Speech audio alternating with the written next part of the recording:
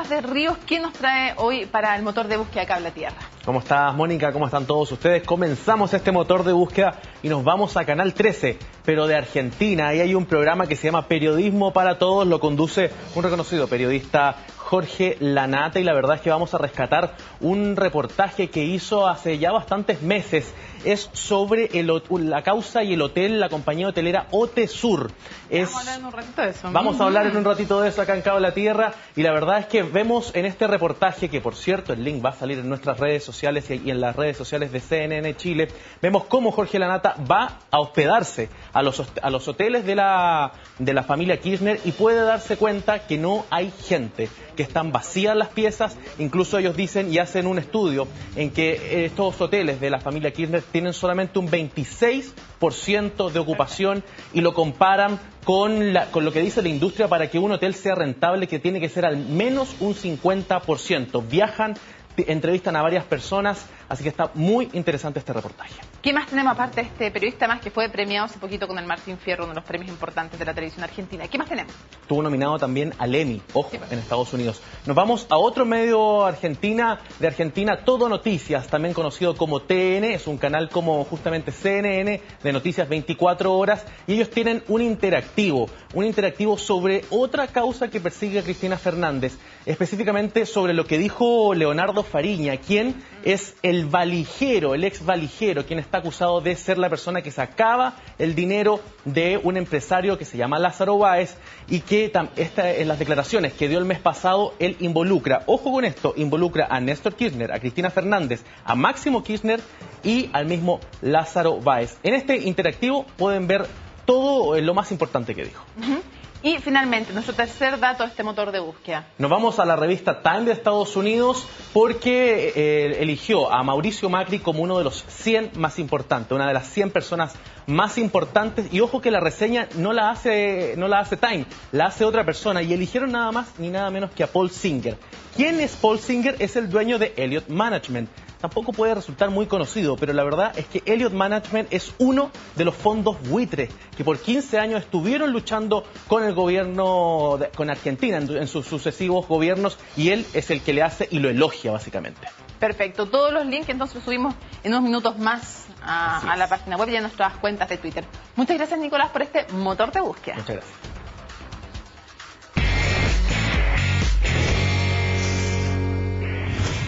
Bueno, y revisemos ahora personajes claves, 4 personajes claves en esta historia de lo que es los primeros meses del gobierno de Mauricio Macri. Revisemos entonces los 4 perfiles que tenemos para compartir con ustedes. Cristina Fernández, evidentemente, y vamos a inmediatamente tratar de descubrir a todos con sus datos, a ver si podemos tener a todos con sus datos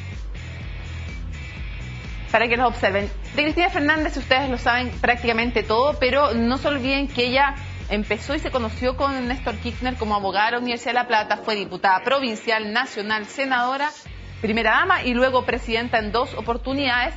Y tenemos justamente al frente a Mauricio Macri, ingeniero civil de la Universidad Católica Argentina, expresidente de Boca Juniors, algo clave que cimentó también su poder y su popularidad, porque es el más popular entre mucha gente en Argentina, pero entre los sectores más populares es muy reconocido y tiene mucha adhesión Boca Juniors. Entonces decían que fue un puente con esas clases más populares este equipo de fútbol. Ex diputado por Buenos Aires, ex jefe de gobierno de Buenos Aires y elegido en segunda vuelta con 51,3% de los votos. Pero quiero ir a 2 liderazgos que me parecen relevantes conocer, y quiero a ver si podemos agrandar a María Eugenia Vidal.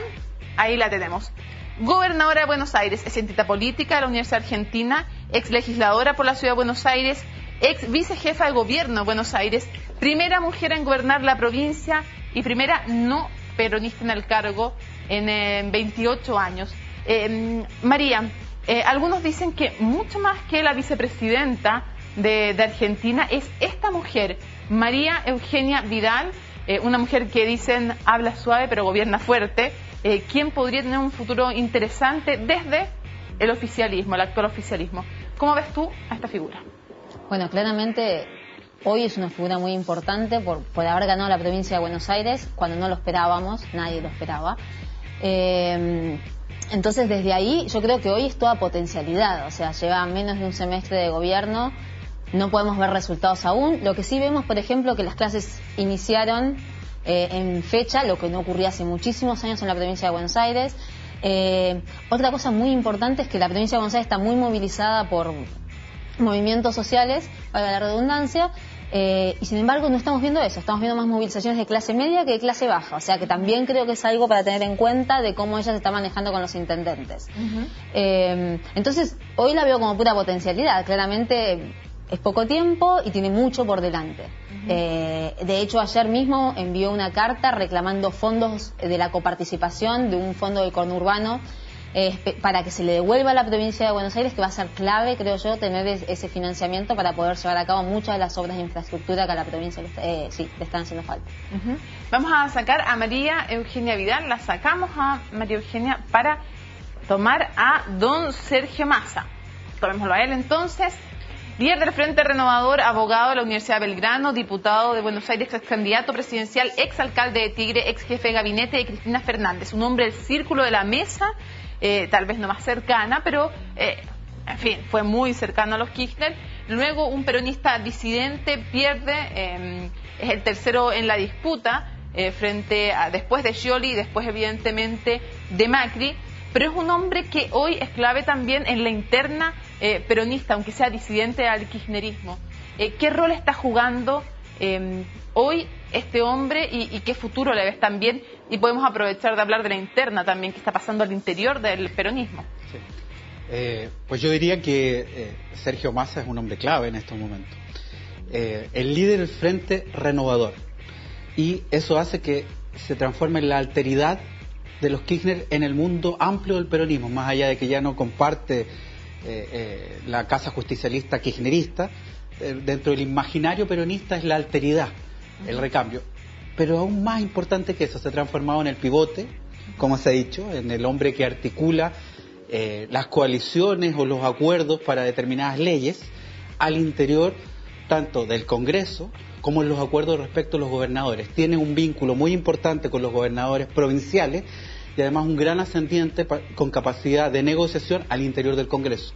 Por eso es que hay algunas leyes que el gobierno ha apuntalado y que en minoría no puede sacarlas al lograr acuerdos con este hombre, las saca adelante.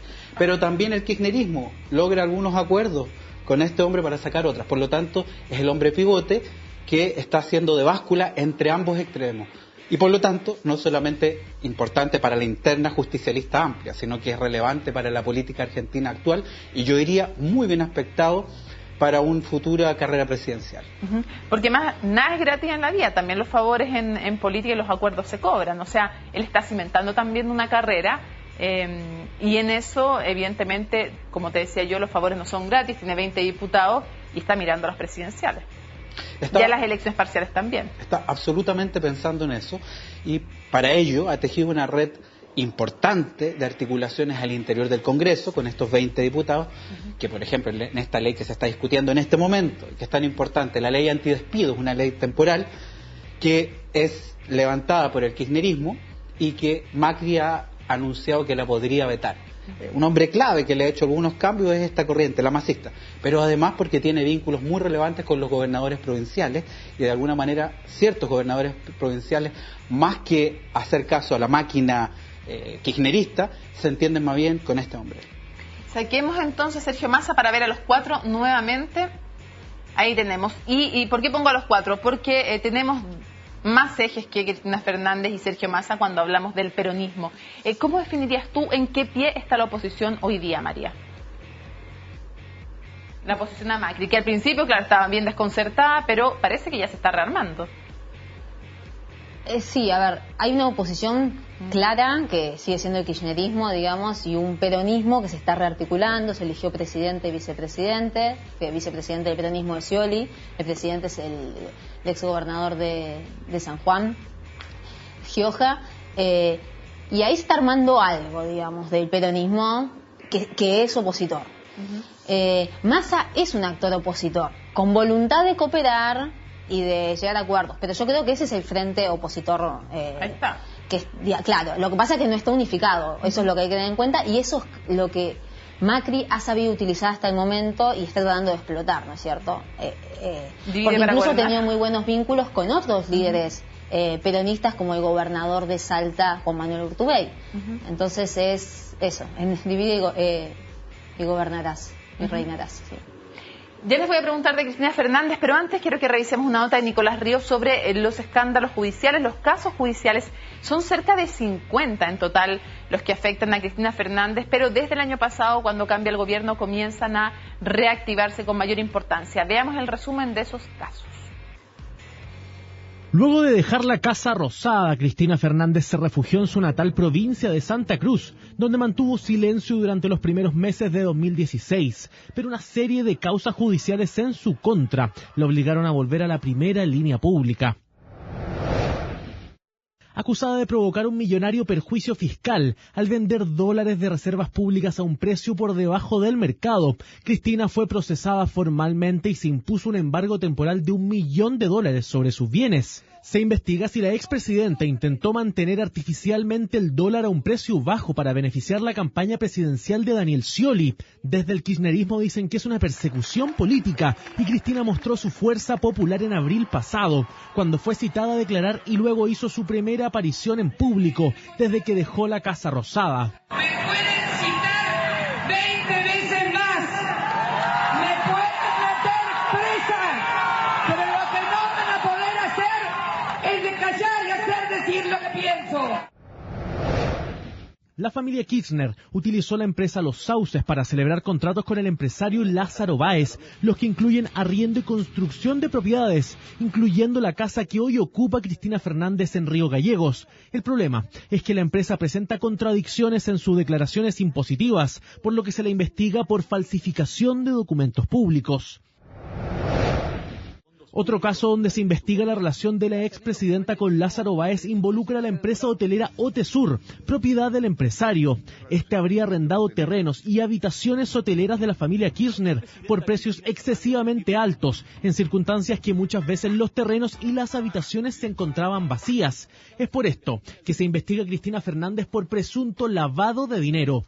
La plata de la que se hace Báez, él lo devuelve y es un circuito tan pero tan clarito porque lo devuelve a través de las sociedades Hotesur y Los Sauces a la familia Kirchner. Pero uno de los casos más conocidos contra la expresidenta es la ruta del dinero K. Lázaro Báez habría ayudado a sacar en maletines más de 55 millones de euros hacia cuentas secretas en Suiza. Báez fue detenido y en sus más de 50 propiedades se busca parte del dinero, incluso bajo tierra. Podemos determinar que existen muchas más propiedades de las que pensábamos. También hemos secuestrado dinero. Una suma cercana a los $90.000. Investigaciones en contra de Cristina Fernández que continúan su curso en la justicia argentina, mientras que Horacio Quiroga, uno de los primeros en denunciar desvíos de dinero entre Lázaro Báez y Néstor Kirchner, fue encontrado muerto tras, supuestamente, caerse en el baño. Nicolás Ríos, CNN Chile. Ahí estaba el resumen de Nicolás Ríos de algunos, María, de los casos más relevantes.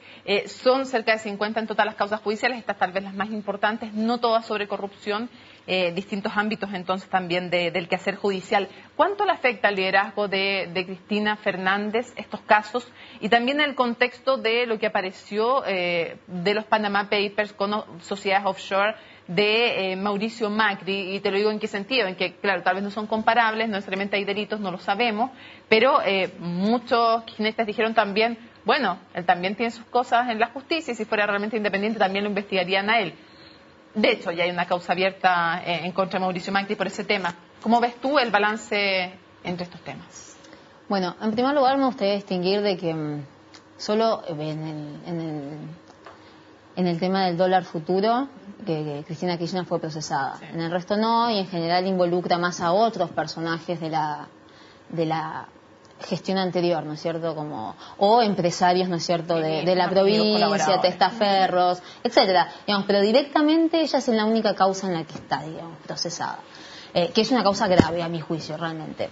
De todas maneras, yo soy de la idea de que su capital político, en realidad, como lo hemos visto en la manifestación, digamos, cuando ella tuvo que ir a declarar a los tribunales de Comodoro Pi, en realidad levanta, despierta, vuelve a activar toda una masa, digamos que es una minoría, pero es una minoría muy activa, kirchnerista, ¿no es cierto? Entonces, mi percepción es que en realidad al gobierno de Macri no le conviene ir por esa vía.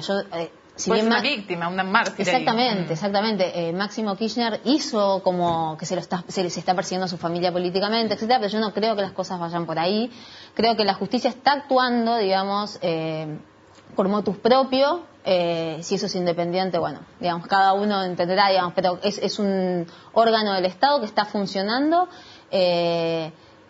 Insisto, para mí a Macri eso no le es beneficioso, como hemos visto en esa manifestación. Respecto a los Panama Papers, la verdad que tampoco creo que haya tenido un impacto político importante. Básicamente porque no son comparables, porque todavía, digamos, eso hay que investigarlo. Después no son recursos públicos, o sea, es otra dimensión del problema y la verdad es que creo que no ha tenido un gran impacto en la agenda pública. Cambiémonos de tema, vamos al tema de la política exterior, Gilberto. Pocos meses y ya tuvo la visita de François Hollande, también la de Barack Obama en Buenos Aires. ¿Cómo crees que cambia también el eje de la política exterior con Macri en el poder? Ese es el punto, el eje. Porque un historiador, Simonov, argentino, nos dice que la política exterior de Buenos Aires pendula entre el eje de Brasilia y el de Washington. Y este nuevo gobierno de Macri ha significado de alguna manera suavizar la influencia de Brasilia. No se desconecta porque Brasil y Argentina están muy integrados, pero dándole mucho mayor importancia, estelaridad a lo que es Estados Unidos y también lo que es el bloque occidental, en beneficio y sobre también algunas relaciones que se cultivaron privilegiadas con China. Tampoco estoy diciendo que con esto que sí, China y Rusia tenían un acercamiento importante. Y China va a seguir siendo importante porque compra la soya y eso lo necesita seguir haciendo Argentina. Y Argentina tiene calidad de socio estratégico principal para China. Y, sin embargo, Macri se ha empeñado en equilibrar esta balanza y de alguna manera hacer gestos bien notables hacia Estados Unidos y hacia lo que es el mundo de Europa, para de alguna manera hacer un triángulo mucho más equilátero, mucho más estable. Por lo tanto, esa inclinación hacia Brasil y hacia algunos estrados hoy día está mucho más equilibrada respecto a lo que es el eje Washington y otros países occidentales. ¿Qué gestos te parecen a ti son los más relevantes que ha tenido con Estados Unidos y con Europa? Aparte de los fondos buitres, por ejemplo. Bueno, yo creo que eso es central. Decirle que nuevamente Argentina es un país confiable en créditos y que paga sus deudas. Es un gesto tremendo para la comunidad crediticia y para las instituciones financieras internacionales. Con lo cual, de alguna manera, se aproxima hacia una acercamiento a lo que ha venido diciendo Estados Unidos desde hace años. Por supuesto que también los otros gestos de las visitas de Barack Obama son importantes, pero yo creo que este tema de los fondos buitres ha sido crucial para reaproximarse a lo que es la influencia occidental y de Estados Unidos particularmente. Brevemente, María, hay una nueva canciller, Susana Malcorra, que era además mano derecha de jefa de gabinete del secretario general de Naciones Unidas, Ban Ki-moon. Quiero saber cómo cambia también eso la política exterior, qué sello le da esta mujer a la política exterior antes de irnos a nuestro Raya para la Suma. Sí, bueno, claramente haberla puesto a ella en ese cargo ha sido una estrategia de primer minuto en el gobierno de Macri, que sin duda fue lo que le permitió colocarse y tener esa red de contactos a nivel internacional que dio los frutos que dio en medidas tan importantes como el cepo cambiario de los dólares y sobre todo la negociación con los holdouts. Es una mujer que es más bien pragmática, ¿qué sello podría darle a su cartera? Sí, es totalmente técnica, o sea, no tiene una afiliación partidaria y ha hecho toda su carrera dentro de la diplomacia, o sea, es claramente un perfil bien técnico que es un poco también una distinción con el gobierno anterior, ¿no? O sea, en general el gabinete de Mauricio Macri se ha caracterizado por un perfil muy tecnocrático. Se le critica en estos momentos en Argentina la falta de discurso político, como la otra pata, ¿no es cierto? Estamos muy acostumbrados a las cadenas nacionales y toda una construcción de la realidad mucho más discursiva. Hoy el perfil es mucho más tecnocrático y creo que esta mujer claramente representa esta línea de gobierno. Perfecto. Bueno, y en nuestra sección final, Raya para la Suma, les preguntamos a nuestros analistas que en 30 segundos, un minuto, nos resuman desde su perspectiva sí creen que el gobierno Mauricio Macri logra sobreponerse a este momento complejo de inflación, de medidas duras en lo social, de contracción económica finalmente, de apretarse el cinturón, o realmente escala la protesta social en Argentina. Veamos el raya para la suma.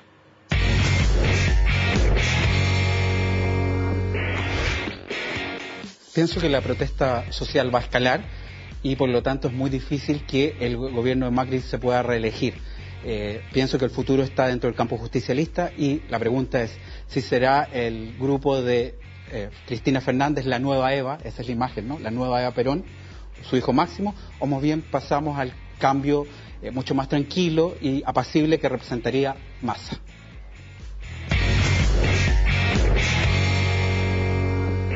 Bueno, yo creo que todavía el gobierno tiene mucho para demostrar. Claramente sus puntos débiles están en la clase media, que es la más afectada por la quita de subsidios, ya que los subsidios se mantienen para las clases bajas. Y ese va a ser el gran desafío que va a tener que llevar adelante junto a bajar la inflación. Si logra eso, puede ser que el contexto sea más competitivo en las próximas elecciones. De cualquier modo, veo que el kirchnerismo no le queda mucho de construcción política justamente por no tener ninguna gobernación importante, pero sí veo esta reestructuración del peronismo como un futuro candidato en las próximas elecciones.